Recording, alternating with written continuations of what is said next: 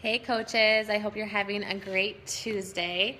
I wanted to just talk real quick about a few things I've been thinking about when it comes to growing your social media following.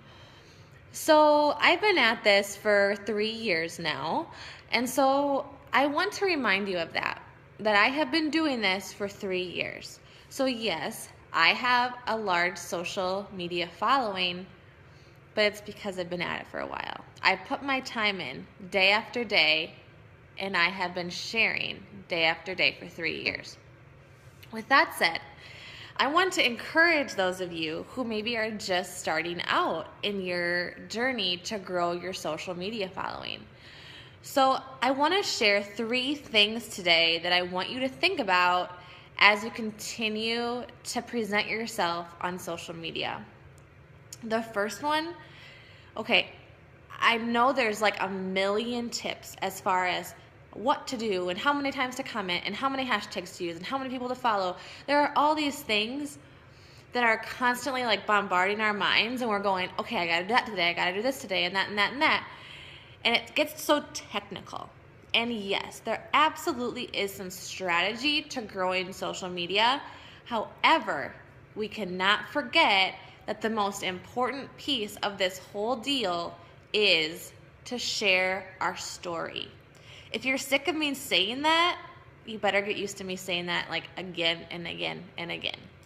Because at the end of the day, what you offer that someone else doesn't is your story, your experiences, the way that you perceive life. And so that's my first tip, is to share your story and to be you. Don't pretend to be like the coach over there or the coach over there. Be who you were made to be. Because that person, the person that you were created to be, is the only person who is going to be able to reach the people that God has for you to reach. So I want to encourage you with that today to, first of all, share your story, and second of all, to pick where to share your story.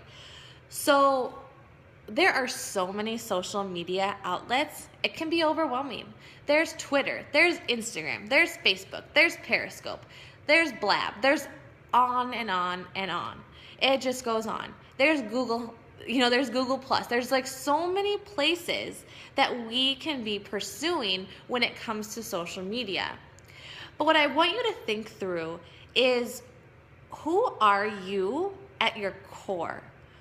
Because I really feel like if you're able to really think through, who am I, you're going to be able to decide, you know what, I really enjoy this social media outlet. So when I became a blogger, I quickly learned that Instagram and Facebook were my favorites. Now, everyone around me was telling me, well, Amber, if you're going to be a blogger, you should probably do Twitter too.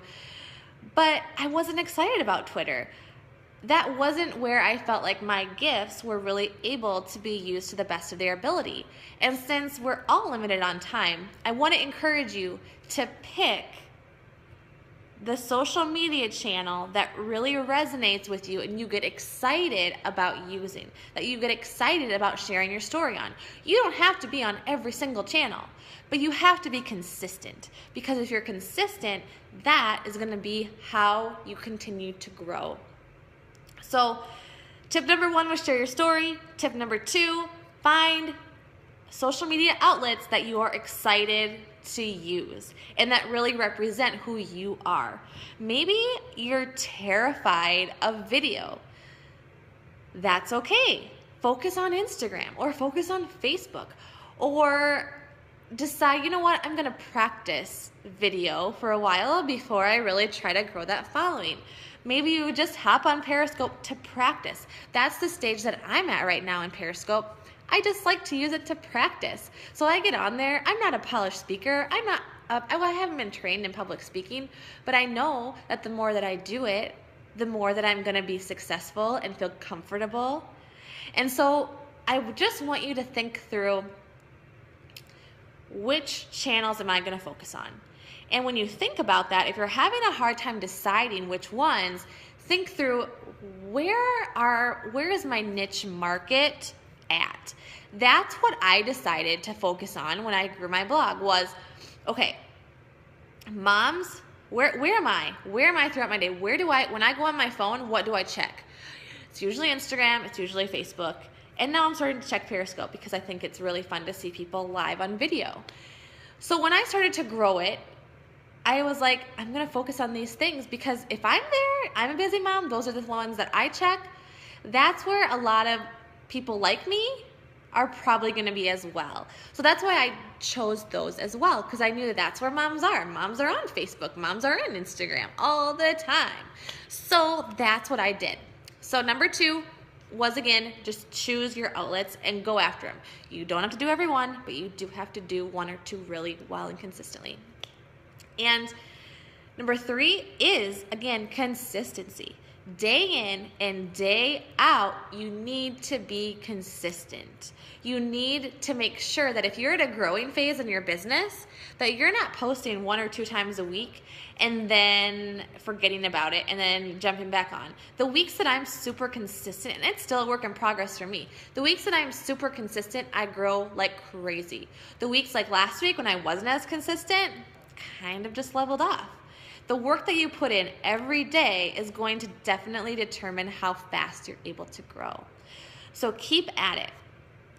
But what I want you to think about with all of this, with sharing your story, with choosing a social media channel, with being consistent, before you post anything, think through what's in it for my followers.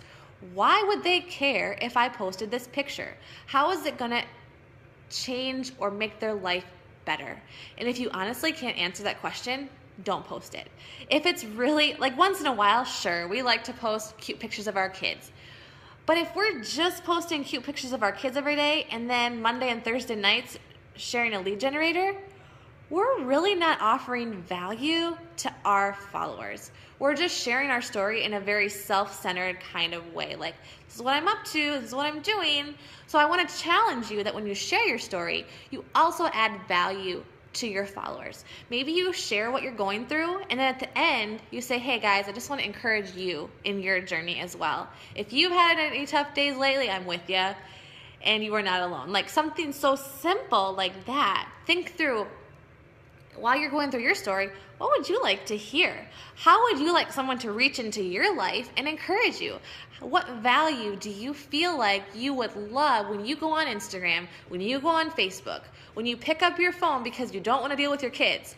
What do you hope is on there? What do you hope someone is going to say to you to encourage you?